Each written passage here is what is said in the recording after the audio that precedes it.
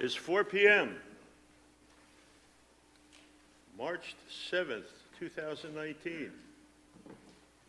I have to say that we do have a quorum. We can do business. But before we do business, I believe everybody that's on the board has met Charles Russell, otherwise known as Chuck, as our new member, sitting to my right directly. I guess you're not late because I'm not finished with opening remarks. Thank you very much.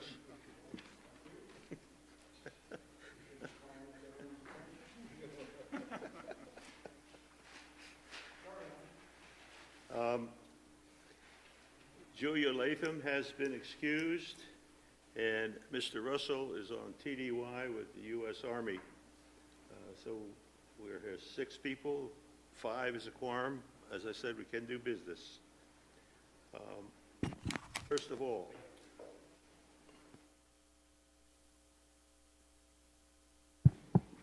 you didn't hear me? Not a word? Sorry. I have to ask if anyone present at this meeting on the board tonight has any conflict with the application we're about to discuss. If so, depending on what the conflict is, you may have to be excused. Are there any conflicts? I see none. First order of business then would be to approve the minutes of the February 7th, 2019 Planning and Zoning Board meeting. Do I have a motion? I guess nobody's read the minutes yet. So moved. Seconded. You have to get the microphone. We have a motion and second to approve the February 7th, 2019 board minutes. All in favor? Aye. Aye. Sounded like unanimous. We do have new business. And Alex, would you please introduce the application for an official zoning map amendment? Yes, sir. Thank you for everyone in attendance today. The purpose of this public hearing, actually, I just want to make sure, point of clarification, the public hearing was moved to, and we are entered into such, right? Just making sure that step didn't get missed. We do need to have a motion to recess the regular meeting and to go into a public hearing. Do I have a motion? So moved. Second? Motion is second to go into a public hearing. All in favor? Aye. Opposed? We're now in our public hearing. Okay, thank you. So the purpose of this public hearing is to consider an official zoning map amendment. And this map amendment would include one parcel of land consisting of approximately 1.142 acres, further identified as Moore County Parcel ID number 000-39843, into the Village of Pinehurst zoning jurisdiction. The property is currently zoned RS3 for residential single family by the town of Southern Pines. This proposed map amendment follows an amendment to the adopted annexation agreement between the Village of Pinehurst and the town of Southern Pines for the mutual boundary line between these two municipalities. And this map amendment would zone the property R15 CD for residential medium density conditional district. The purpose of the use of this property is a 2-lot single-family subdivision to be included with the previously approved 7-lot subdivision by Village Council in September of last year. The property is currently vacant, and the applicant and the property owner is Village Developers, Inc. Included with your packet, you guys should have your staff report and an updated general concept plan to include the before-mentioned parcel with showing those 2 additional lots with open space fronting Knoll Road. Thank you. I still don't see the applicant. What would be our usual procedure? To continue with the hearing and discuss this among ourselves? At this point, I would recommend that if the applicant is not present, you can move forward with, if anyone has signed up to speak on the public hearing, to get their input, and then consideration among the board for what to do next. Is there a requirement that the applicant be present? All the notifications have been sent, and the property's been posted, and the property owner and the applicant are one of those who received notice. I'm not aware of any potential scheduling conflict of why they would not be present here today.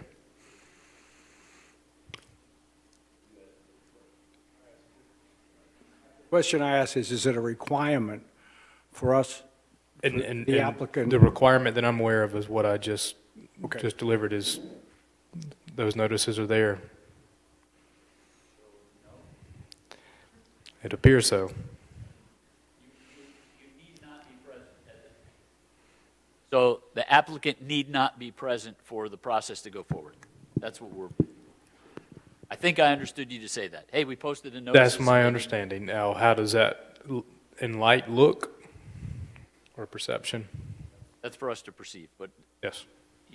he either must be here for it to continue, or there's no need for that. And if there's no need for that, then let's go on. My understanding, there's no attendance requirements. Okay. Hey, Alex, is there any information that we need from the applicant to move forward? Well, I guess at this point, on a staff level, we have received a complete submitted application on what needs to go forward to the Planning and Zoning Board. Now, whether or not there are questions that arise from those in attendance today or from P and Z board members that are questions that must be answered by the applicant, then that's left to be determined.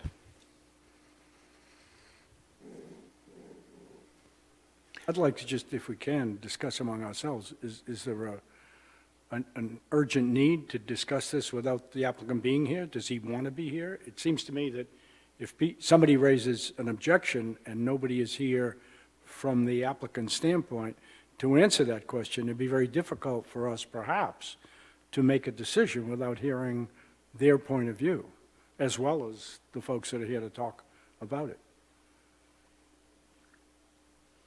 You bring up a good point, but we're kind of anticipating something that hadn't happened yet. If that does happen, and then we can reach the conclusion that, hey, it can't go forward. But until that point, then Do we have a telephone number where he could be contacted?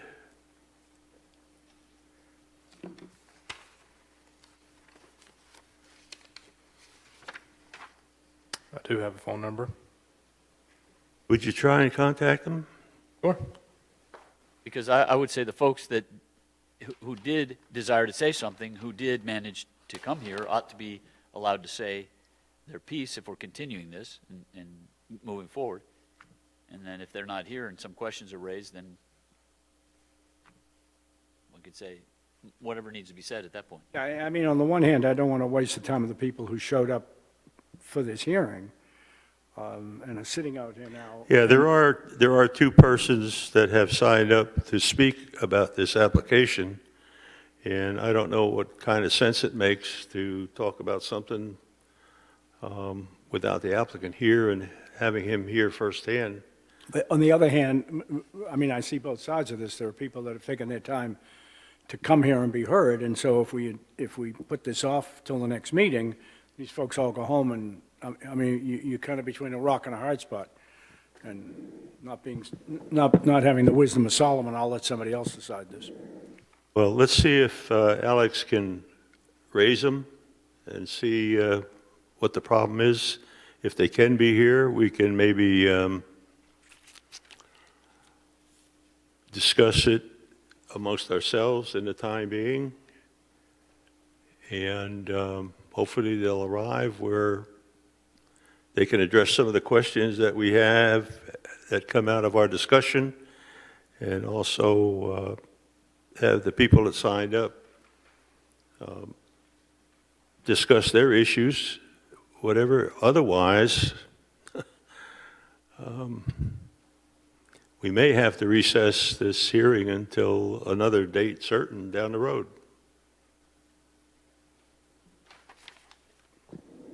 This may be, I'm sure, it may be a little unusual, but from my standpoint, I'm most interested at this point in how the folks out here that came to hear this would be inconvenienced.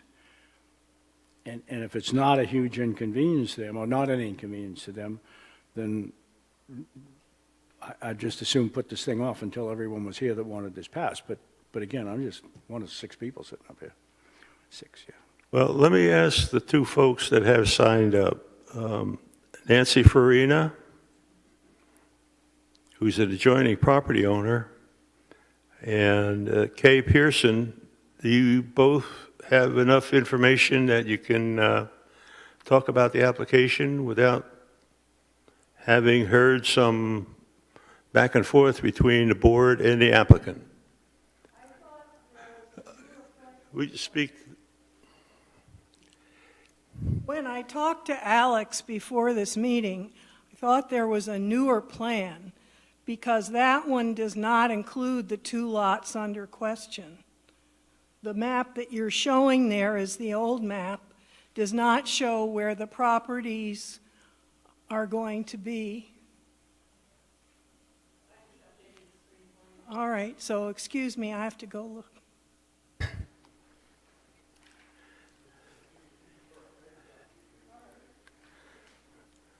The map that accompanied the application shows a revision date of January 23rd, 2019.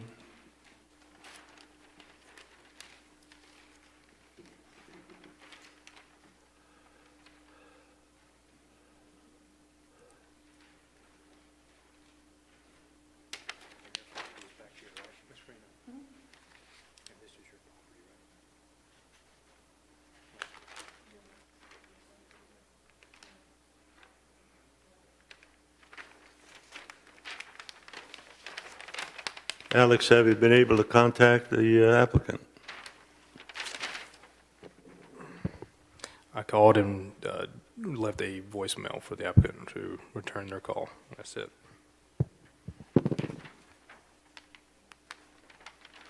Ms. Pearson, you had a question?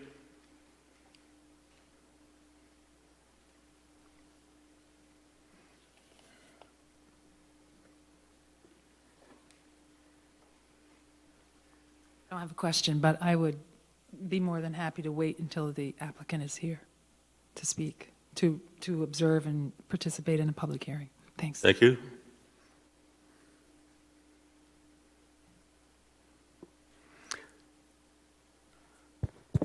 Ma'am, what are your thoughts? Would you prefer that we put this off till they're here, or it makes no difference to you? I think it's appropriate that he be here, okay? I think we all do. You know, we've been doing this for almost 18 months now, so I really think he should be here for the end of the process. Okay. Why don't we just go down the table here?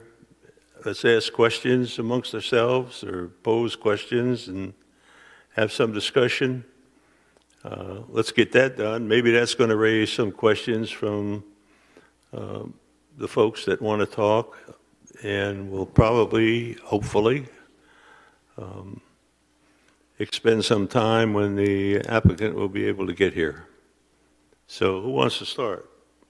Well, I'll ask, just for clarity, it is the applicant's request that the parcel get rezoned. Is that correct, or do we have to, or it currently has zoning attached to it, or does it not? That's the rezone. It has to be zoned, but it's the applicant's request. Yes, it is the applicant's request. Is it currently zoned? Is it currently zoned today in Pinehurst, only in Southern Pines? I think Yes. it also needs to be annexed, right? Right. So there's a dual action. So it has a zoning, but it's a zoning that exists under the Southern Pines zoning requirements. Is that correct? That's correct. And the applicant has petitioned for voluntary annexation for this parcel, which again is currently located within Southern Pines ETJ and zoned RS3 per Town of Southern Pines zoning, as well as voluntary annexation of the remaining parcel that got the R15 CD rezoning approval last fall. The second piece completing the puzzle, if you want to call it here. The first piece already went through and was approved, everything was approved, rezoned, et cetera, through council, correct? That's correct. Yeah. So we're talking about a piece of this where I think it's where indicated where units 1 and 2 are located. Am I correct there? That's correct. You can see just barely make out a dash line there to the western part of Lot 2. That would be the existing boundary line.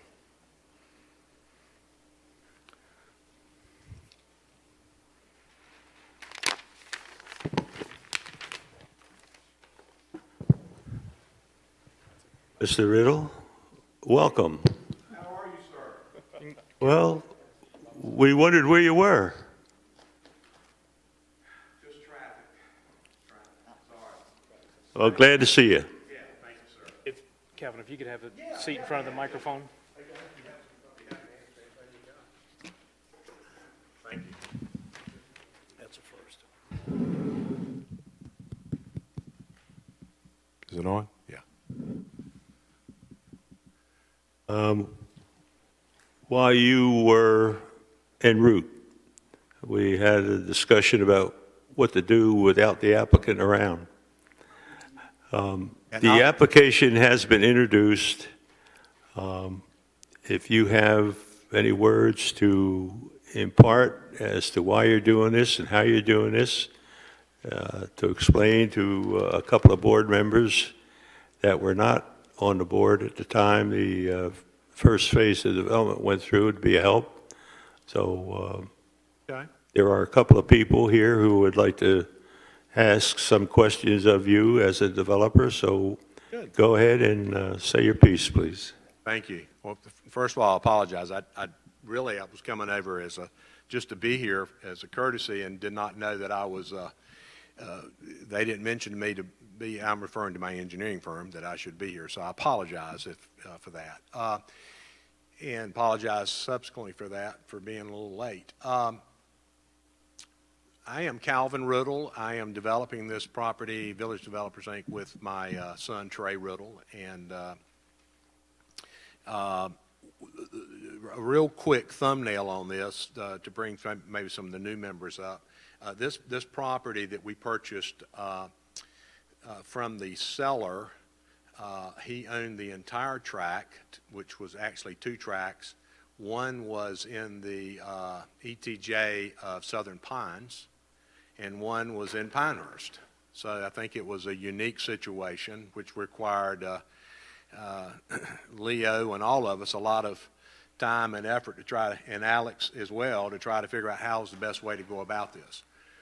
We got down the road and desired to move forward with Pinehurst as the majority of the land set in Pinehurst, to go ahead and go through the Pinehurst approval process, which we did, and we got our approvals, and we certainly appreciate that. The 1.15 acres, I think, that was in the Southern Pines, we went to Southern Pines, met with their town council, and got them to agree to relinquish that land to Pinehurst so that we could have the entire tract, obviously, in Pinehurst. I mean, it didn't make sense for them to provide only water because they couldn't provide sewer, and to have the EMS go across the Southern Pines tract to get to a Pinehurst tract. And you're beginning to see all the logistics that would have been involved there. So that brings us a lot quicker in conversation right now than it has in getting to this point. But that brings us where we are now wanting to bring that 1.14 acres as those 2 lots as part of our total 7 additional lots for a total of 9 lots that would all be, we've done a volunteer annexation request to Pinehurst so that it would all be in Pinehurst. Our utilities would all be with Moore County. Our fire services, EMS, trash, et cetera, would all be Pinehurst. So it just made the most sense to us to do it that way. After a lot of conversations with Alex, Cameron and the Southern Pines people, we all concurred that that was the best direction to do. And we were very pleased that Southern Pines was able to release this property without requiring Pinehurst to step up to the plate and give them something in return, so which they did not, is my understanding. So that brings us to, I guess, our action today, Alex, is to get this approved zoning-wise to match up to the 3.5 acres that have already been rezoned from R30 to R15, correct? And that's correct, and that's one thing that I may have failed to kind of touch on the specifics when we kicked the public hearing off, is the conditional district proposed rezoning on this property would be the exact same conditional district that was approved by Village Council on the other parcel. So the conditions that are proposed are that, the first condition, that all lots will have one 5-foot side setback and one 19-foot side setback, such that no two 5-foot side setbacks share a common lot boundary, and that a 10-foot landscape buffer will be provided along the properties that front Knoll Road within that development. And if I might enlighten maybe some of the newer members here, that when we purchased the property, had we been able to get Southern Pines approval earlier, we would just have done all 9 lots at the same time, same thing with Pinehurst. But we had to go through, obviously, the necessary required steps to go through their process, and then for Pinehurst to go through their process. And so, and I think that annexation is scheduled for sometime in fiscal year 30, June 30 or July or something. But anyway, that's another issue. But so basically what we've done is we are adding 2 additional lots to our original 7 that was approved, and they're all the same part of now one total development, Magnolia on Knoll, 9 lots with all the same setbacks, same criteria you've already approved for the other 7. And buffer, et cetera, everything's the same. So. It was developed under the open space option. You have provided open space that complies with the PDO. Correct. And also you volunteered to construct the fence along your property adjacent to Walker Station and also adjacent to the Farina property all the way out to Knoll Road. That is correct. That is correct. And Leah, that came, as you aware, that came from a meeting we did, a public hearing, and met with the citizens privately met with the neighbors, and that was those were great comments back from them that we were in agreement to do. Yes, sir. Your water and sewer utility is coming from Walker Station. We are tying into Walker Station, yes, sir. We have an easement on record with Walker Station where we will tie in, and that will be the first place we start, will be the tie-in at Walker Station, which is standard. I mean, you start at the lowest point of your water and sewer. So we're starting there, making that tie-in so that Walker Station can proceed on and do their final asphalt coat, et cetera. And you do have a signed agreement in hand with regard to that. Yes, sir, we do. I also note that site triangles have been shown on the drawing. At the end of site triangles. Site triangles, okay. Have been shown on the drawing on both sides of your road at Knoll Road. Yes, sir. As the adjoining property owner, I believe the name is Jordan, agreed to that portion of the site triangle that would be on their property? I have not discussed that with them, no, sir.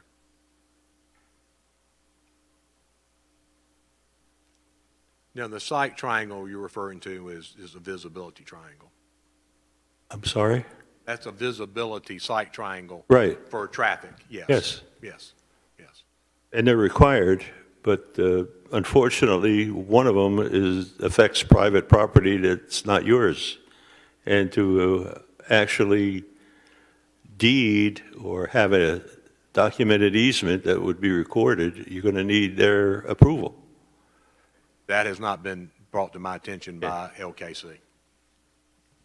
I also note that the private drive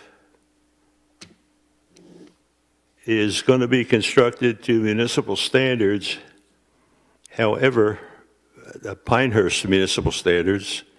However, you're providing the 22-foot road with a 12-inch concrete wedge curb. Wedge curb, whatever material is used, is not permitted under the engineering standards and specification manual of Pinehurst. That's just a note that you're going to have to get back to your engineer to change that requirement on any construction drawings that get submitted. Right, I had a meeting with LKC, today's Thursday, Tuesday afternoon late, and they had informed me that Alex had already reached out to Philip. That was on our concept plan and was approved, showing a 12-inch curb. Philip made a mistake and had on the plan that it was a 12-inch asphalt curb on the actual plan. He did that by accident, one of his people, but so I have not had a chance to talk back to Philip since Tuesday afternoon late. I think he was meeting with Alex yesterday. Did y'all meet yesterday afternoon on something else? And he was going to talk to him about it. But you know, whatever we're required to do, of course, you know, we're willing to do what the village requires. So. Any other questions from the board members?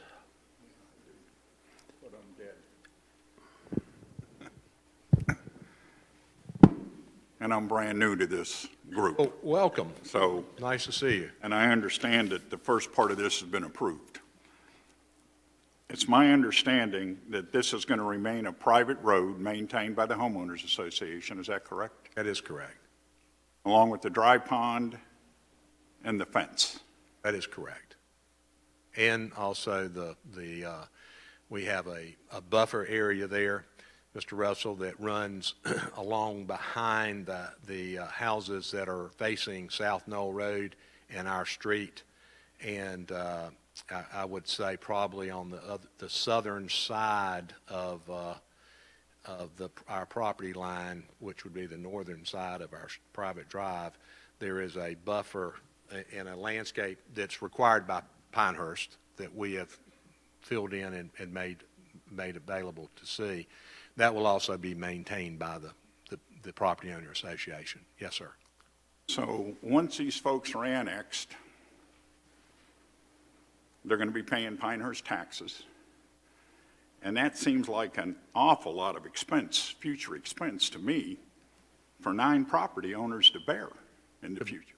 To bear what? The fence and the fence and the maintenance of the road and the dry pond. I mean, Yeah. that's a lot of future expense down the road. Yeah. Why wouldn't you just turn the road over to Pinehurst and the areas as right away? Well, and that's a great point, and I certainly appreciate you bringing that up. You know, our anticipation coming in when we put the property under contract and was doing our due diligence and going through that exercise, you know, we had envisions of a private drive that served 9 residents. After meeting with Leo and other members of in the TRC meetings and other things, it became quickly aware that street, you know, is going to be more of a street than a private drive, and that it's got to be maintained or it's got to be built per DOT standards and Pinehurst standards, which supersede DOT standards. Now, I will tell you, as a developer who has done a lot of private developments, I certainly understand that requirement. There are a lot of people that join in on these POAs. Developer doesn't set it up correctly. And they get to the point that you're referring to, and they go, we don't want to maintain this anymore. We're going to call the local Pinehurst or Southern Pines or whoever it is and say, we don't want to maintain our road anymore, we want y'all to take it over. And that puts an undue burden on the municipality to take over a road that wasn't built to the proper standards. So I mean, I understand the reason for it. I don't like it. I would rather it be a nice, quaint, private drive that served 9 residents. But unfortunately, that's not how our rules and regulations are set up right now. So, but if it's done correctly, we'll work with that and see. It could certainly always be turned over to the, I guess, reach out and turn it over at some point if they decided to do that. But it's not much of a road. It's not very long. It's got 2 huge cul-de-sacs, So. I used to work for an engineering firm. Do what now? I used to work for an engineering firm, so I understand that length of asphalt, Yeah. if it's got to be replaced, Expensive it's length, a huge isn't it? expense Yeah. for 9 homeowners. Yeah. Well, I don't think the asphalt has to be replaced. I think you reach a certain point in a certain time, just as cities do, that you have to come back and put a resurface on it. But I think that's way down the road. And we do capital reserves in our POAs. We have capital reserves set up that each property owner pays in at the time of closing. Each one of their POA fees or dues that are done, capital reserves goes towards certain things, fence maintenance. In this case, we aren't having capital reserves for roof maintenance or paint colors or any of that stuff like we do in some developments where everything is harmonious. This will simply be street, dead bush, fence that needs a repair. So I think I'm confident that, I've been doing this since the 1970s. So I think that, and I laugh at it because I'm shocked I'm still doing it. But I appreciate you bringing that up, though. That is a legitimate concern because the cost of this development for these 9 lots is horrendous. My site contractor said, "Is there any way we can get 9 more lots on the other side of the street? Can we divide this by 18 instead of by 9?" So I understand what you're saying, but.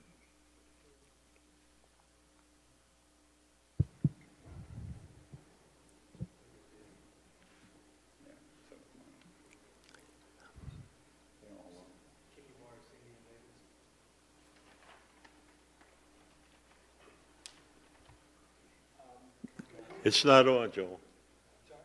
You need green on the other one. There you go.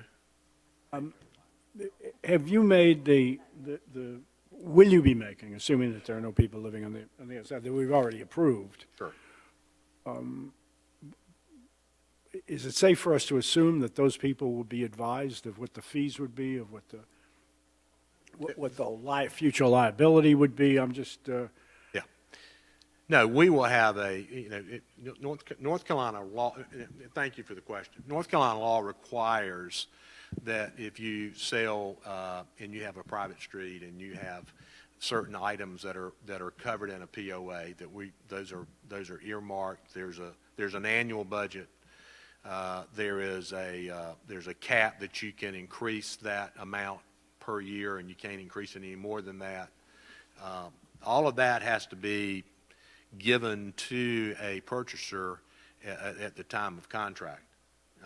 If it's not, they can get out of their contract at any point because you hadn't given. So all that, we do that all the time.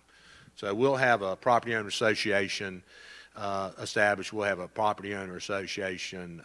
We will manage that up until a certain point as a declarant.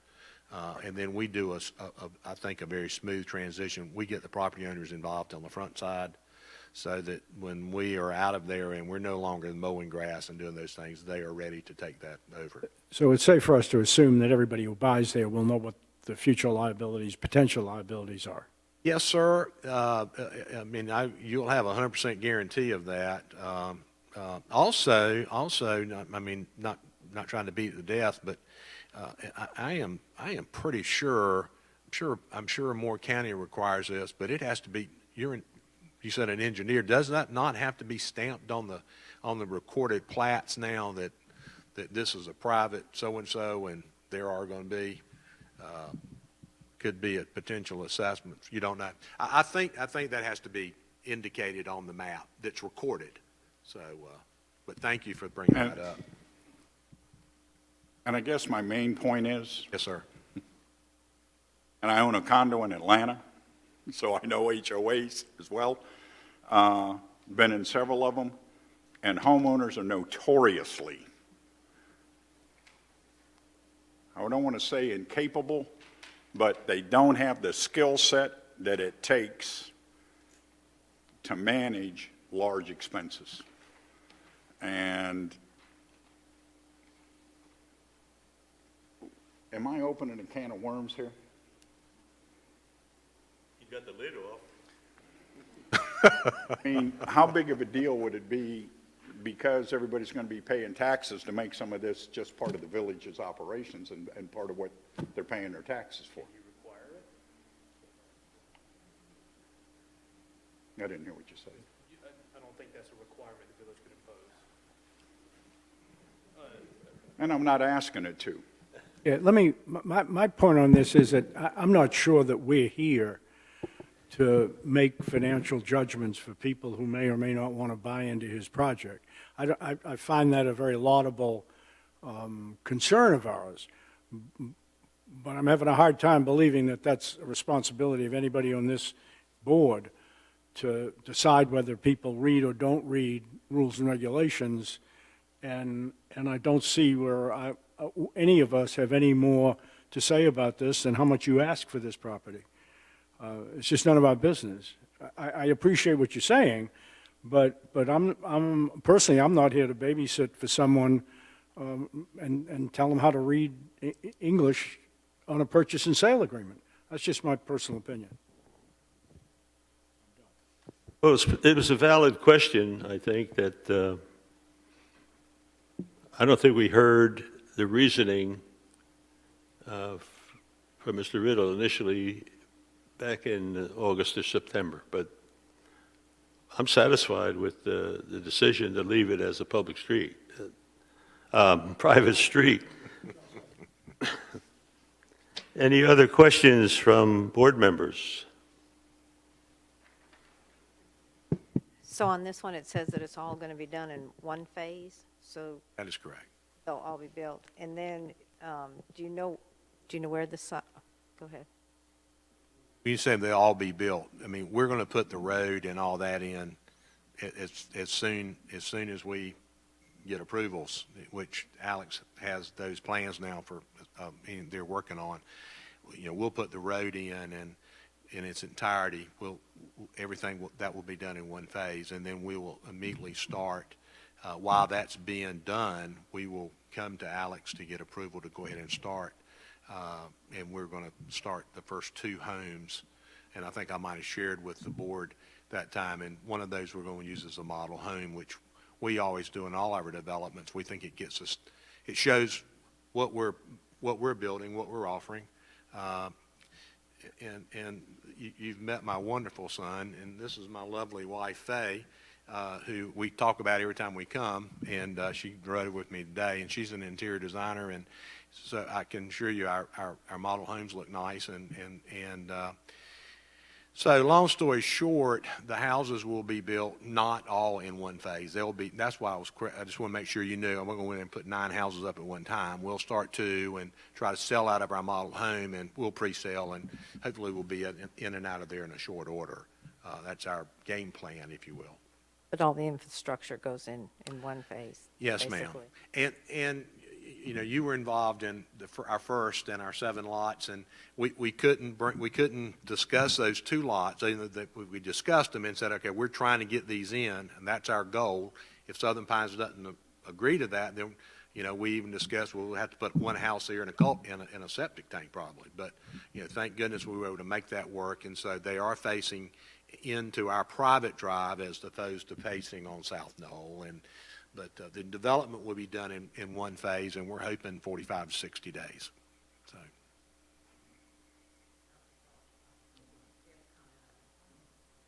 The other thing, you said that there's going to be a sign. Do you have an idea where you're going to place the sign? The sign will be on South Knoll, on the property there. We actually exceed what Leo was referring to earlier as far as the open space. We exceed Pinehurst's requirement for open space, we did a buffer on South Knoll Road. I think that's 35, 40 feet, something like that, before you come to our first lot. We're going to landscape that as well. We were under the impression there was a magnolia on the grounds. There's not, unfortunately. So then we got to plant a bunch of magnolias, henceforth Magnolia on Knoll. There will be some magnolias planted there, and the sign will go on that area. And we will, of course, submit that when that jurisdiction comes about for that property being annexed in for approval, sign approval. Yes.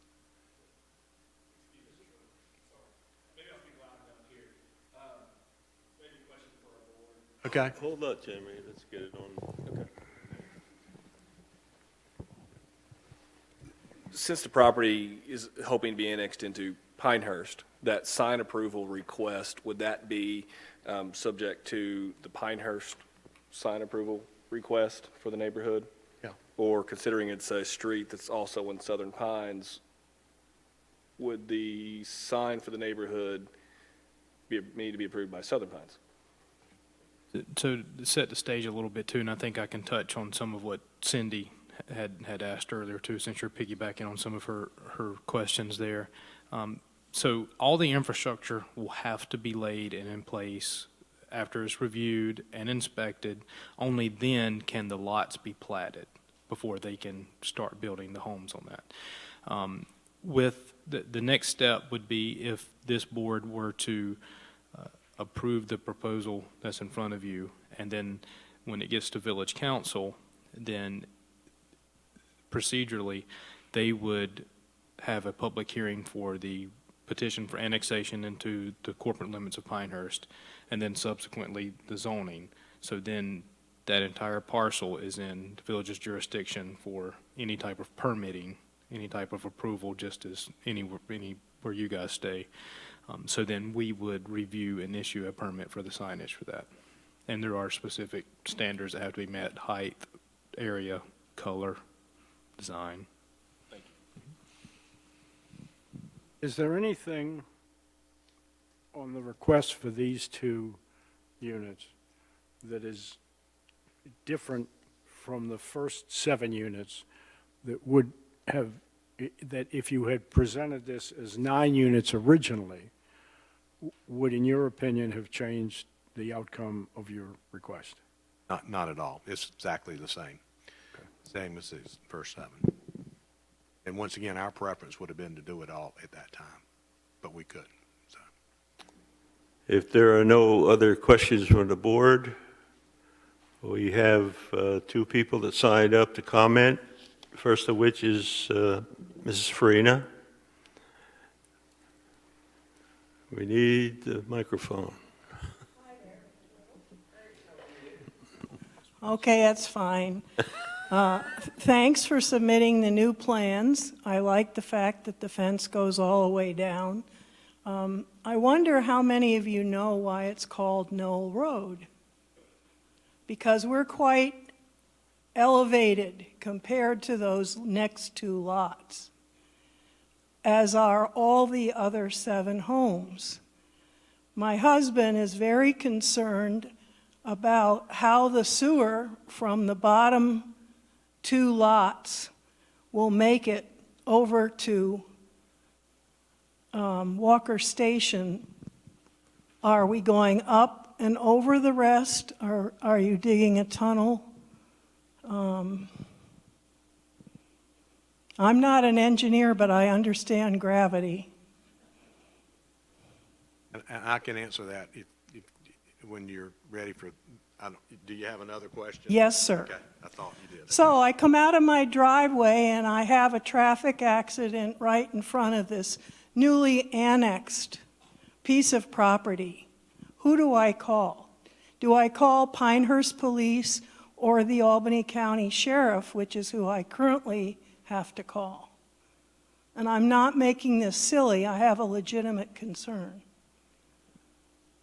This may not be your job, but I think you should think about who the people that are living in one town need to figure out whether they're going to call Southern Pines, the Albany County Sheriff, or Pinehurst. Thank you.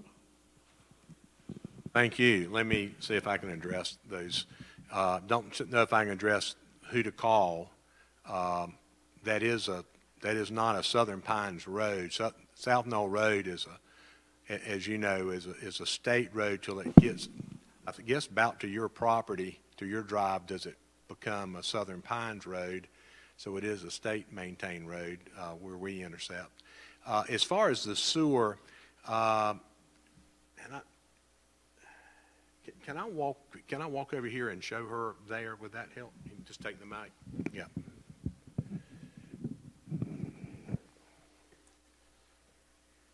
Let me see if I can explain this a little succinctly for you. The topography on this, this lot 2, 3, 4, and are all up on this knoll, and so this it is gravity fed sewer. Lot 1. Instead of being, if you can see, most of these are in the center of the lots. Lot 1 is on this corner. On the congruent corner to 1 and 2 is where 1's water and sewer tap is. And at that point, we're able to still get into the gravity fed. And I'm not an engineer, but the engineering is fine. And so I think husband has a very great point. I mean, if we brought the water and sewer down to the middle of this lot or the right-hand side of this lot, you're right. We wouldn't have been able to do that. But I took credit for putting this 35 or 40-foot buffer in here to make it sound like we were really, guys on white horses coming in doing all these nice buffers. Really, we needed to have this lot up a little higher so we could tie in the water and sewer, and your husband has brought that out and very, very well. But it does flow. It engineers fine. In fact, we're quite surprised at how shallow our water and sewer, primarily our sewer line, has to be, because this is a pretty good, significant fall down to Walker Station and then over to the manhole that we're tying into. So it does work, and it is fine. Do you think that answers his question? And as far as the street, I don't know. But one of the driving forces to Southern Pines was that if this stayed in Southern Pines, that Pinehurst, EMS, trash, et cetera, fire departments would have to come through a street of Southern Pines to get to houses in Pinehurst. And they all agreed that was probably not the best solution. And so that worked out well. But thank you for your question. Mr. Riddle, can I add on to that question Sure. for a second? First off, and I acknowledge that we're backing up a little bit on your prior approval, some of these Thank you. questions. Please forgive me, but indulge me. Your sewer easement that you have, it's currently depicted in the place you plan on having it. So you have water tie-in with Walker Station. You're planning on water tie-in with Walker Station. Water tie-in with Walker Station. Please forgive me. Right. Is that agreement with Walker Station up to date? And is there anything in that agreement that could change once you begin this development? No, it's a signed affidavit. No. Okay.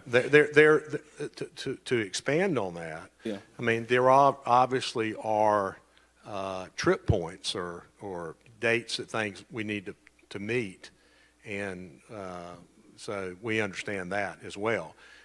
But in the fact that you start, when you put sewer in, water's not a big deal, but when you put sewer in, you start at your lowest point and work your way up grade. Our lowest point, obviously, is Walker Station and the manhole. So that is the very first thing that does. Once we hit site, we'll start our clearing operation a little earlier than laying pipe, because there's a delay in getting those approvals. But we will start at Walker Station and get out of their hair ASAP. Pat wants to go ahead and, as soon as he is able to, he wants to go ahead and put his final layer of asphalt down, and which I certainly understand as a developer. And we want to be out of his way, so we're not in his way in doing that. And so his property will look very nice when we're done. My real question is, if that agreement changes with Walker Station to where you connect to their water, will that also affect your sewer easement placement? Okay, our easement already is water and sewer. Okay. Okay. Great point, and you ask these questions, and when you ask questions of me, you get a lot of details, and I apologize. No, thank you. But Knoll Road, there is water on Knoll Road, and we just went down that. I was in a meeting 2 days ago for that one reason. It'd be a lot cheaper for me to run water from Knoll Road and come in here, hit a fire hydrant with 6 inch and stop, and then everything else is 2 inches, as opposed to coming from here all the way with ductile iron pipe and 6 inch all the way up to here. So we obviously looked at that, got right back to the same thing, and Alex, we could have probably called Alex and resolved that very quickly. But Knoll Road is Southern Pines water. Pinehurst is Moore County. Moore County won't let us tie into their sewer if we don't give them our water. Southern Pines won't let us use their water unless we give them their sewer. And so, once again, while driving force go to Pinehurst, we could make it all work right here at Walker Station. It would be a lot nicer if we did bring water here and sewer over here, but you don't want to get a water bill from Southern Pines and a sewer bill, because you can't, because sewer is based on water consumption. So, Thanks for indulging the question. I was just trying to give some ease that sewer easement was not going to change. now the sewer easement, not as it right. I mean, I'm going to be as transparent on this as I can. Not as that sewer easement relates to Walker Station, if that makes sense. Okay. I mean, we have a sewer easement that comes across our property. I don't think that bothers anybody what we do with our sewer easement. So, but as far as Walker Station, it's not going to change. Alex, I have a question for you. In the permits and permissions process for the roads and utilities, sewer line profiles and manhole elevations, et cetera, are part of the process, yes? That's correct. Thanks.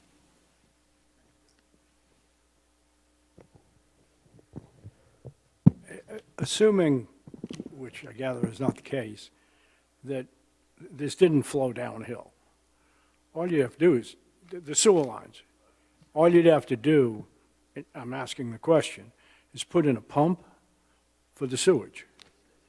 Well, yeah, of course, but it does. I mean, Let me answer the question. it does flow downhill, and it is gravity fed, and it does. I mean, $28,000 worth of engineering.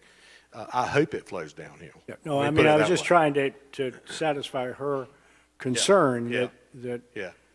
there are any number of homes that are built where you just put a pump in and pump up to the manhole.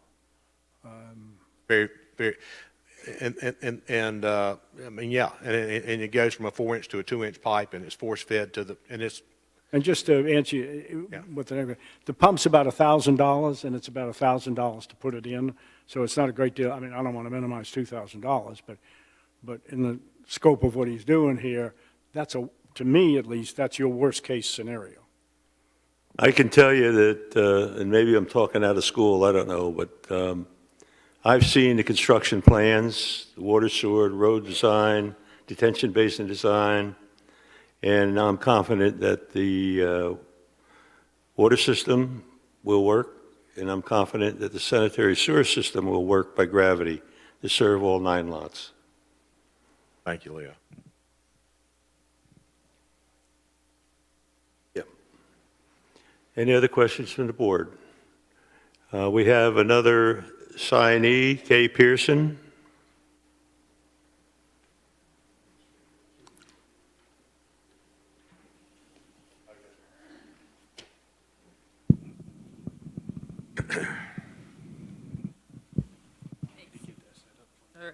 Thanks. Kay Pearson, 45 Brandon Trail, Pinehurst. How you do, sir? Good. My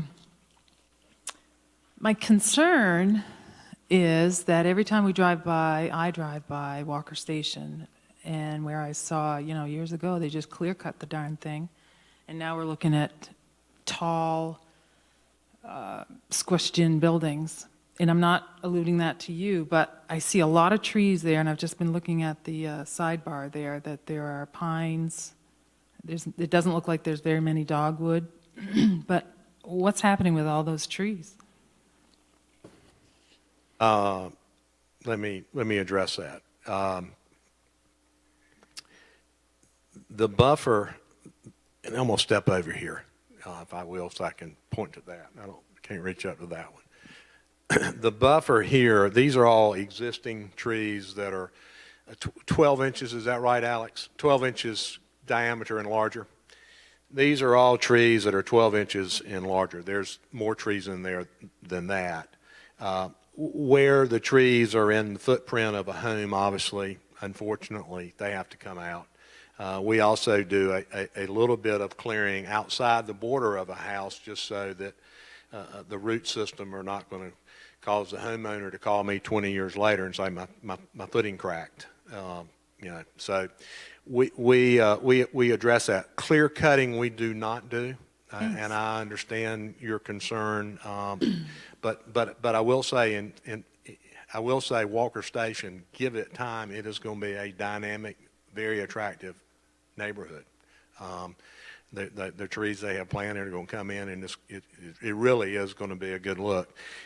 What we're having to do here, this buffer, which I just saw this last Friday, so I know that this buffer right here that we have agreed to put in has 36, is that right? 36 longleaf pines that are 9 to 10 feet tall that we're required by Village of Pinehurst. That's part of their buffer requirements for major developments. Also, it has, I can't think of how many more trees, but I know I kind of went into a little bit of heart stop for a little bit of time. I mean, it is a lot of vegetation we're doing here in this buffer. Not to mention that we're also coming in with a quite a few number of magnolia to blend in. I don't think there is a dogwood on the track. Maybe 1 or 2. Up at the top there. Up at the top, yeah. So, but we are very cognizant of leaving as many trees as possible, and try, what trees we leave, I don't have to replace from a financial standpoint, but from just a good neighbor standpoint, environmental standpoint, everything else, we certainly will leave trees. We're not, to answer your question real short, real quick, we're not clear cutting. Thank you. Yeah, That's great. you're welcome.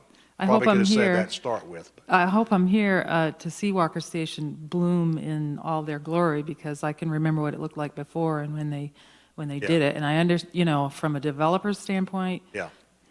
I can understand that, but it's still Yeah, and sure is a shock to drive by in And- Pinehurst. Yeah, and I mean, I can tell you that I've been to TRCs, I've been to public hearings, I've been to city town councils, I've been to zoning board meetings. Walker Station is discussed in every single meeting. There you go. And unfortunately, but give it time. I mean, I don't have a dog in that fight, but I am a developer, and I understand what they've done, and I think it will, give it time, will be a gem. I really do. Perfect. Thank you. And ours will be too, I think, so. I do have just a comment, and not for you so much, sir, as I'm sorry, your name again, sir? I know you're new. Yes, sir. Thank you, Mr. Russell. My husband and I lived in a townhouse HOA association in rural part of Maine, and we had 8 units, all, all taken care of by the HOA. We had a probably twice as long drive that swooped in, up and around on a hill, came back down. And that development is probably 30 years old, and I believe they have just last year repaved it. They took care of it sporadically as it needed to be done, but just food for thought that we took care of it with 8 homeowners. Thank you. Thank you. Are there anyone else in the audience that didn't sign up but would like to speak to this application? Thank you. Well, if there are no other questions from the audience, I need a motion to adjourn the public hearing and to re-enter our regular meeting. Do we have a motion? So moved. Motion by Cindy, second by Joel. All in favor? Aye. Opposed? None? Okay, we're now in regular session for discussion about the application.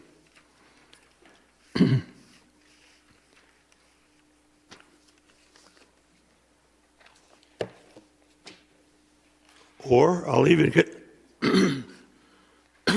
excuse me, I'll even consider a motion right off the bat without any further discussion, if that might be in order.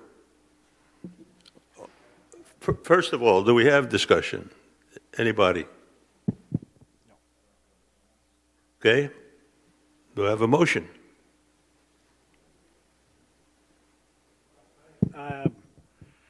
I move to approve the request for an official zoning map amendment for approximately 1.142 acres, further identified as Moore County Parcel ID 000398843, to include said property in the Village of Pinehurst extraterritorial jurisdiction and zone the property R-15- conditional district with the following conditions. 1, all lots to have 5-foot setbacks and 1 19-foot setback, such that no 2 5-foot side setbacks share a common lot boundary. 2, a 10-foot landscape buffer will be provided along the properties that front Knoll Road.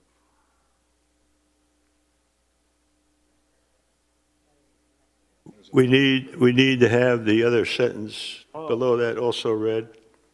Oh, I move that the proposed official map amendment is consistent with the goals outlined in the 2010 Comprehensive Long-Range Plan and is considered reasonable and in the best interest of the public as referenced in the memorandum dated February 28, 2019 from Alex Cameron, Senior Planner.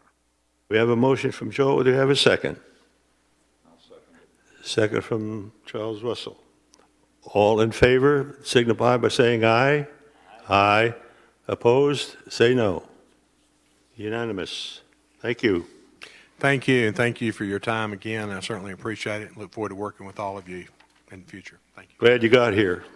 Me too. Thank you. It was my fault. No, it wasn't. Oh, blame the wife.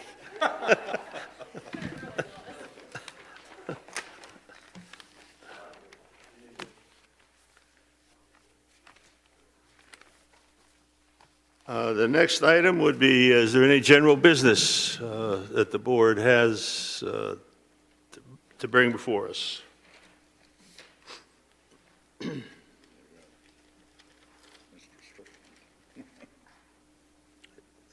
Any board members? No. Did I see your hand, Mr. Strickland? General business? Okay.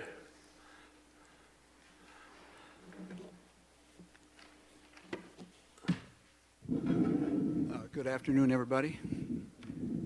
See everybody here. I wanted to follow up on a question I asked and some ramifications of that at your last meeting. The question I asked had to do with some follow-up on the subcommittee that is working on the minimum square footage requirement or ordinance change that you had. And at that meeting, I asked if there had been a meeting of the subcommittee, and if so, were there minutes available to read? And at that point, the minutes were not available. However, in the package that you have today and was extended to the public, the minutes of that meeting of January 29 were shown. I appreciate that very much. I know the public does. And I see there was a meeting also scheduled of the subcommittee for February 21st, and I would just assume that the minutes of that will be published at some time when they're available in the future. It did raise a question, questions about the minimum square footage, about public participation in the subcommittee itself. And going back to the December and January meetings of this board, there was quite a lot of public input, as you know. You all were there except for Chuck. With respect to opposition and some good points, I think, made by various folks in the public eye about the difficulties that they felt existed with approving that application, which would have reduced the minimum square footage to 750 square feet from 1,500. And the board in December, and then again in January, evaluated that public input. I think was very impressed with some of the comments that were made. I certainly was sitting in the audience and listening to comments that were made. And so you took the step in January of setting up a subcommittee to study not only information that had been acquired and developed about a year ago, but also information that had been supplied at the public meeting. And there was a lot of participation and presence of folks at those two meetings from the public. And again, I think some very helpful comments were made, at least as in the reaction that you all gave to those public comments in December and January. Now, members of the group that spoke, or individuals who spoke to you in January and also in December, had the feeling that when the subcommittee met, it would be helpful if they participated or at least attended that meeting, because some of the issues they raised were maybe a little complicated, and in any case, for the efficiency of the subcommittee, they felt their presence there at the subcommittee meeting, which was initially scheduled for January 15, would be helpful and would be beneficial to the members of the subcommittee. But when they inquired as to the exact time and place that the January 15th meeting was proposed to be, they were informed by village staff that the meeting was a closed meeting and not covered by the open meeting statutes and laws of the state of North Carolina. Initially, the meeting of the subcommittee was canceled on January 15, as you all are aware, as that issue was being discussed with village staff and I think the village attorney. And subsequently, then, a meeting not announced to the public on January 29th was made, and a second meeting, I gather, on February 21st. Now, because members of the public had felt they were quite engaged and enjoyed the engagement with the planning board in December and January, and because materials that they had either spoken about or read from, I think, were asked to be submitted to the subcommittee, these folks felt that, again, the presence at the subcommittee level meeting would be very helpful. So they were quite concerned to understand that the meeting was a closed meeting, and they felt that that was probably not right and probably not helpful, frankly, to the subcommittee itself. And it followed that some inquiries were made by individuals who spoke to you of the School of Government in Chapel Hill, also some departments of the state government, about open meeting law requirements. And as they have read, and I have read now, the open meeting law requirements of the state, it seems fairly obvious and a little bit concerning that the open meeting laws should have applied, and the meeting of the subcommittee should have been in January and again in February, and potentially in the future, therefore, open to the public. Now, a couple of important points here. We're going to send to you, if you haven't received it already, information about the material that was received from the State School of Government, so you can read that for your own edification and look over. But the key here is that these folks who have spoken to you in December and in January, and potentially in the future, are not trying to oppose anything. They're trying to be in cooperation with you, which is what you have asked the public to do in your various meetings. So, in a word, they're not trying to resist anything that the planning board is doing, or the subcommittee in this case on the minimum square footage. They're trying to assist, so not resist, but assist you in evaluating and just providing public input on this particular point. Having been in village government and on a number of committees, including the council over years, I empathize with the desire of a subcommittee to operate in its own world and to move ahead and make decisions. That's something we all hope to do in our work. However, as I think you'll see in reviewing the material from the School of Government, we don't have that luxury always in municipal government to proceed in a closed meeting of a subcommittee that's appointed by a planning board, which is in turn appointed by the village council. It all flows through.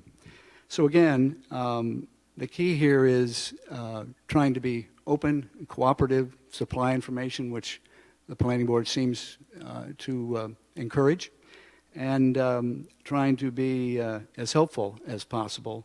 But unfortunately, sometimes, as one of my colleagues has said, efficiency does not trump state law. And the feeling is that the open meeting law does apply to the future meetings, anyway, of the subcommittee. That's what I wanted to do in sort of setting the stage about some concerns that came up post the January 15th discussion about open meetings. I believe there's one other person who wants to talk to that same point and supply you with some information that I think you would find useful.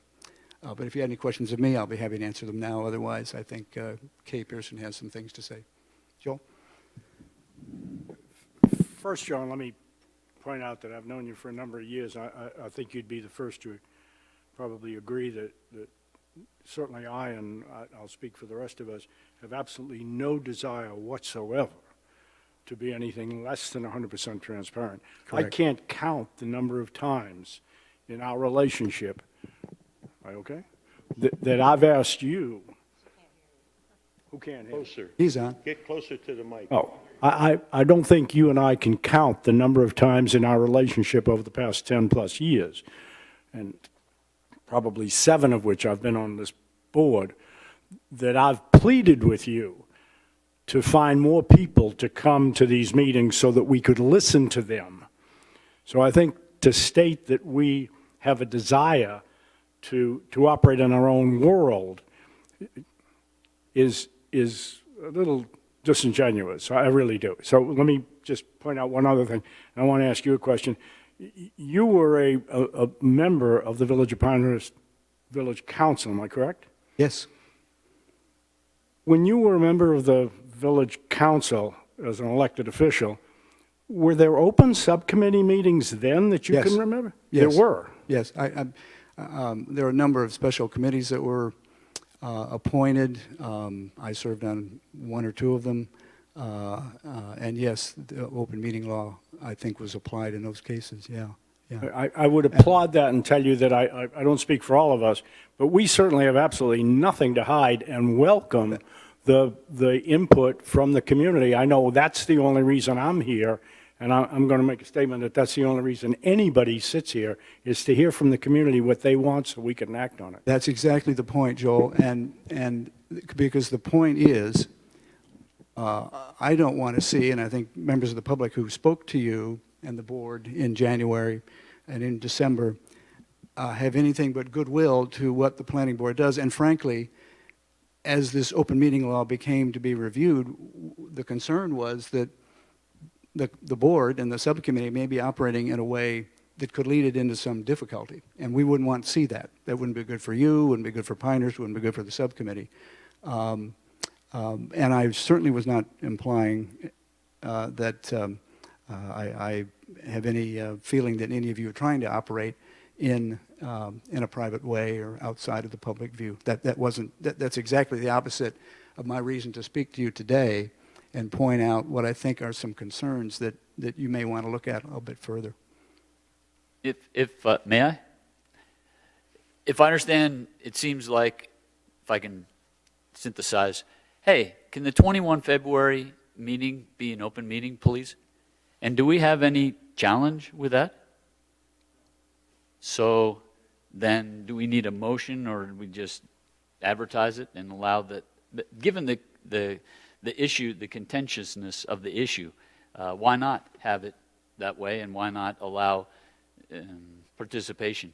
Until the village council advises otherwise, subcommittee meetings will not be public meetings. Public meetings require a quorum of the board. We do not have a quorum of the board in subcommittee meetings. And since 2013, I've been involved in planning board meetings and subcommittee meetings where there was never an advertisement, there was never a public meeting. The public was not invited, nor did the public attend. And there were several issues that were of great importance that were discussed by the subcommittee, reports made to the village council, and it went one way or the other. The planning board will hold a public hearing when the subcommittee makes its final recommendation.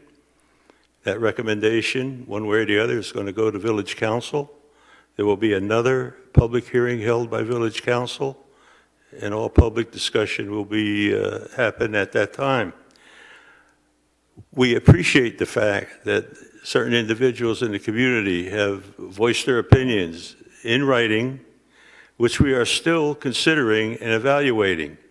We've met 3 times, and we haven't yet really put our heads together around the various issues that were raised by those comments, or the other issues that we have to contend with to come up to a certain recommendation one way or the other with respect to apartment square footages.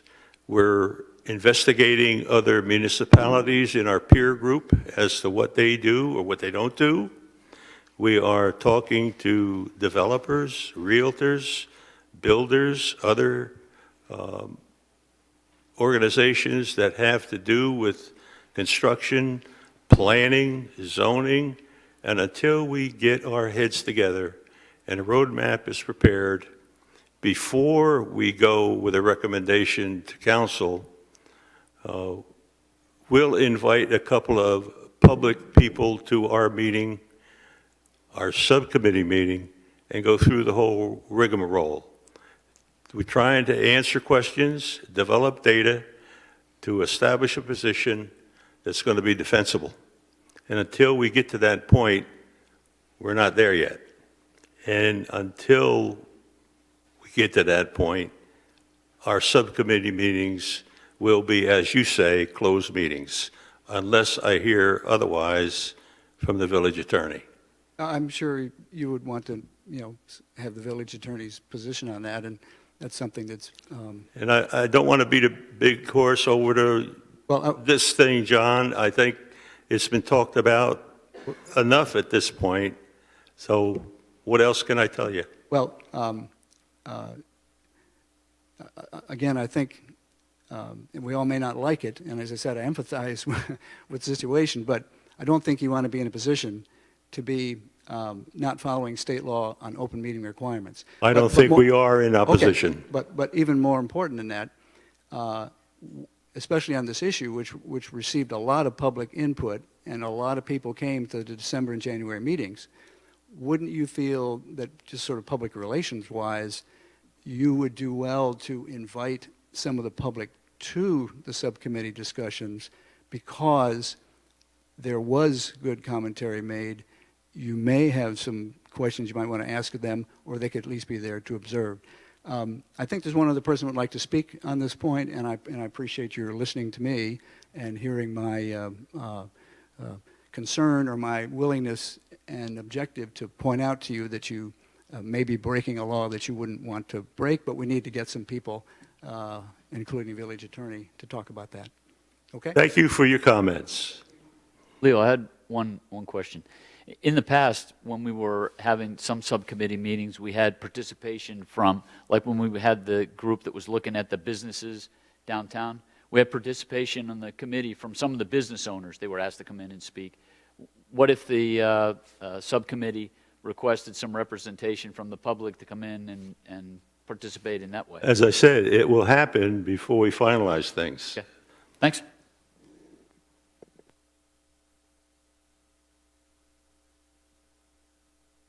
Any other comments from the public? If not, our next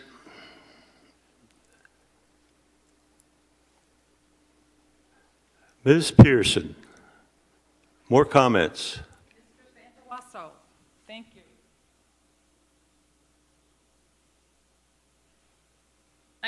Kate Pearson, 45 Brandon Trail, once more. Are we going to hear the same thing?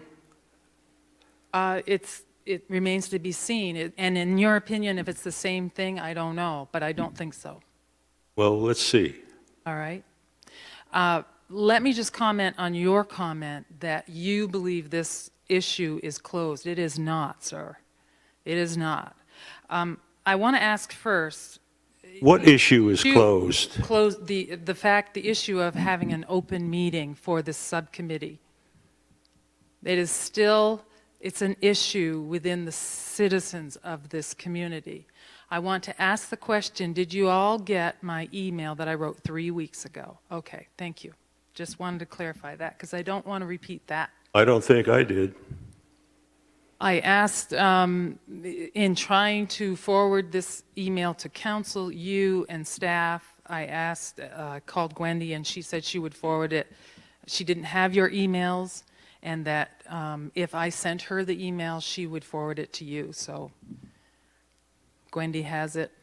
You got it, Cindy. Did you get it, Joel? Okay.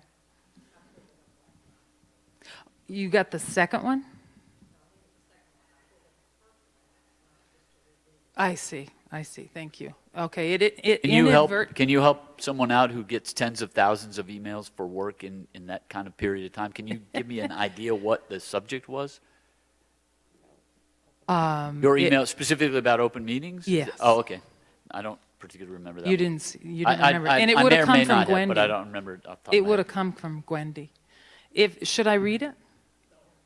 Oh. Okay. Okay. If everybody got it, I don't see the reason to read it. I mean, That's the question. I have here, I did research, and after the January, the cancellation of that first subcommittee meeting, and it was canceled, and then I found out that there was going to be another meeting, and it was still going to be closed, and I said, can you please just have a public person go, just appease us a little bit? And the answer came back, no. So I did more research on open meetings, because it's a citizen's right to we're doing the same thing that you're doing up here. You're citizens, we're citizens. We're all on the same playing field. We're not two teams against the other. I want to see us come together and work together. And that's what open meetings is all about. There are only a few, and it's listed in this document that I included in my email. If you could print it out, it's huge to figure out and understand what public records are, open public records, and public meetings. It's all in here from the Department of Justice. There's also, this one was not included, but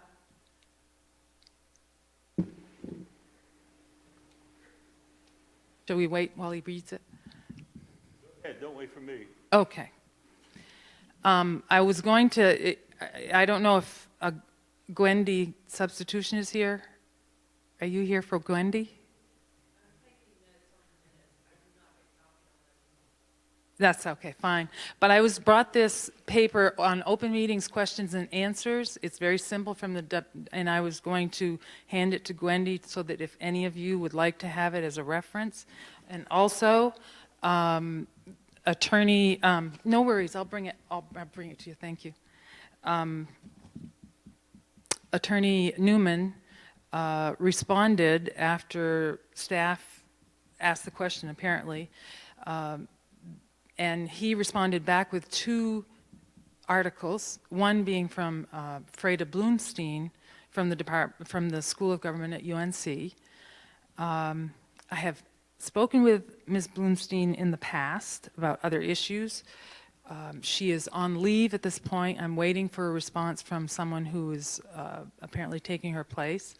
I also have spoken, just gathering information on open meeting and the law. I don't want to sit here and barrage you with, why can't we have an open meeting if I'm not right? And I will be having, I was asked to have conversation with the village attorney about it, with any issues or questions I had, and I will have that with him next week. So the issue is still Good. open. Yeah. Good. And if I'm found to be erroneous in my assumption that this is open meeting, I'm not assuming it. It all plays to the citizens' right to attend an open meeting, a meeting of elected or volunteer citizens. One main point of having it open to us on your subcommittee level, without going into the whole law of it, is that when the public, at their choice, comes to see you doing your work, just like the council does in a work session, just like we can't speak in a work session, but we can observe how the council conducts the citizens' business. You're doing the same thing. You're going to be conducting our business and going to and drawing conclusions and gathering information to take the subcommittee now to take back to the Planning and Zoning Board, who will then absorb it and do whatever you're going to do, decide to make give it to the council or make a reference or whatever. But it behooves you to include the public at the subcommittee level, because you're going to go 10 steps backwards, because I can see and I appreciate how much effort you're putting into this, and the effort that we did back in January when we came forward and said, whoa, wait a minute, we got to look at this a little bit more. So if you included the public at the subcommittee level, they're going to be cognizant of how you have come to your conclusion by the time you get to the public hearing. You get to the public hearing and don't include the public, you're going to have to reiterate all that backwards. You can have two nights of public hearings. I mean, it just is common sense, in addition to the law, to include the public at that level. That's it. I think that's all I have to say. I'm glad you're having a discussion with Mike Newman, and I'm not, but I will. I thought you said you were going to speak with him next week. You said you're glad. I said I'm not glad. I'm not glad, but I'll do it. Pardon me? Oh, it's not him. It's the, you know. I'd be very interested if you do have that meeting, Oh, I will. whether you're glad or not, that we hear about it. I would appreciate that. Thank you. Do you want me to leave these now? Is anybody interested? Okay, perfect. This is the Blumstein article. This one was attached to the email. This is just one that I found on another report. Thanks so much.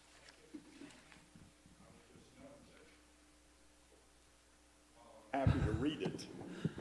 Ultimately, all anybody on this panel can do is follow the advice of the village council. And the village attorney.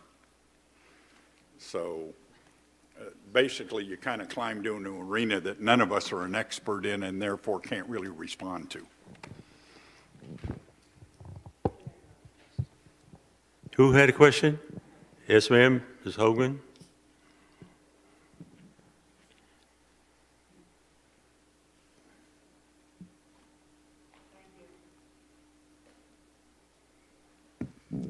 Jane Hogeman. And just to echo what the others have said, we have been researching this ourselves, and none of us are North Carolina attorneys, but we can read English.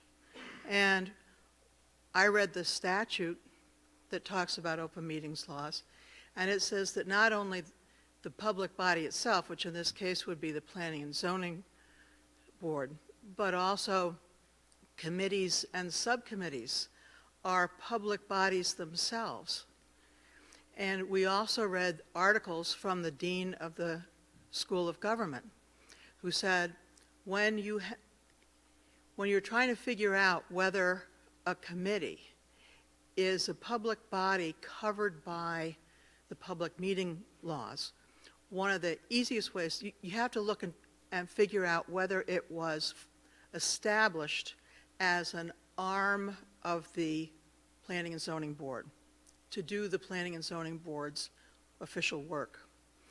And one way of figuring that out is to look and see whether in the minutes there was a formal vote taken by the Planning and Zoning Board to establish this committee or subcommittee to do the work. But even if there was not a formal vote, it is also possible to look at how the board, the Planning and Zoning Board, behaved toward the subcommittee over time. Did it treat the subcommittee as if it were an official arm of the Planning and Zoning Board? So we went back to the minutes of the Planning and Zoning Board through 2018. Now, it was June of 2017 when the Village Council said we'd like the Planning and Zoning Board to look into this issue of square footages. And it wasn't until the following February that the Planning and Zoning Board minutes start to reflect that there is a subcommittee that is indeed working on this. And I think probably the hiatus had to do with the board waiting until the Greens apartments were advanced enough in construction that it would be safe to go over and observe what it looked like to see the size of the units as they were built. But then from February 2018, every single month, there's something in the minutes that says there was a report from the Planning and Zoning, there's a report to the Planning and Zoning Board from the subcommittee on its doings, and things like the subcommittee was recommending that the entire board go over and take a look at the apartments when they had a chance. The subcommittee was afforded use of village staff and to meet in the village staff meeting rooms and so forth. So resources were afforded to the subcommittee. And at the end of the year, in November, there was a report by the subcommittee to the Planning and Zoning Board, and then the matter was placed on the December meeting of the Planning and Zoning Board for a public hearing on the work of the subcommittee. And so the subcommittee, in fact, was treated like a real official committee of the Planning and Zoning Board. This is why we believe that the subcommittee is an official body subject to the open meetings laws, because over time there's been this treatment. We aren't just coming out of thin air and kicking up a fuss. We're trying to figure it out and figure out what's right and what's proper, and we're still in that process. We very much respect the work of the board. We know that this is an important part of what the board does, and it's going to have an effect on all of us who live here. This is our home, and we care about it, and we want to have it all work out right. We'd like to be able to help if we can. That's where we're coming from. But thank you very much.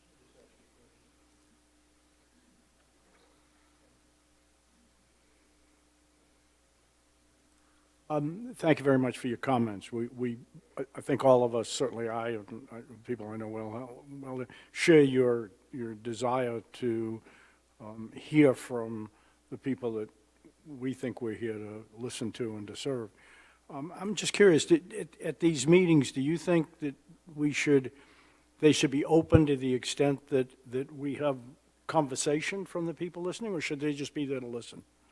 Well, I don't think that's a requirement of the open meetings I'm not laws. asking a requirement, I'm asking, do you think that if we held these, I'm deferring to Leo's comment that we'll wait until the attorneys tell us, but assuming that they were open that everything we did, not just us, but would you want the public to be able to speak at those meetings or just listen? Well, sometimes it happens, for example, at the council work sessions, No, I'm not asking that. I'm asking you, ma'am, that somebody has a good idea. I'm and only they raise asking their you, I'm sorry to keep it wrong, but I'm being very specific. At a planning and zoning subcommittee meeting, where there are usually, how many of us? 3 at the most?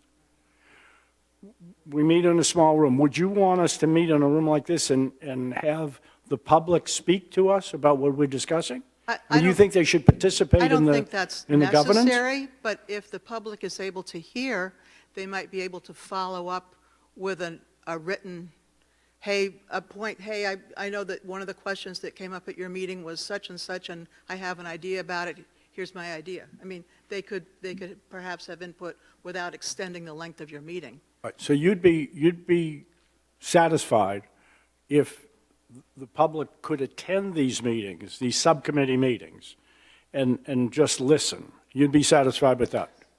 Yes, I think that's what's required, and No, I'm not asking what's required. I'm asking what you're concerned with. So I'm trying to get around the law and do. And I'm not trying to make it difficult, but I think there's 2 layers to the I'm only answer. interested in the one. I'm interested in what you believe would satisfy the citizens who sit in this room that you and John want us to listen to. I can't speak for everybody, but I understand. I would be satisfied if it were open so that we could hear, which doesn't mean I wouldn't necessarily want to follow up with a letter to the board if I thought there was, a comment that I could make that might be helpful. So can I assume that what you're saying is if the meetings were open, and I'm going to leave that to Leo and people a lot higher pay grade than I am, Yeah. that if the audience were there to just listen, so we didn't have 4-hour meetings Correct, and listen to right. the same things a number of times, that would satisfy you? Yes, Okay, that's what I wanted. yes. And that's the way it works with the village council's work sessions as well. Thank you. And Joel, it's not up to Leo, it's up to the attorneys. And I'm not an attorney, thank God. Any other comment? Anything from the board? Next meeting date is April 4th. Will all folks that are here now be here then? April 4th? We good? Thank you. Have a motion to adjourn. So moved. We're adjourned.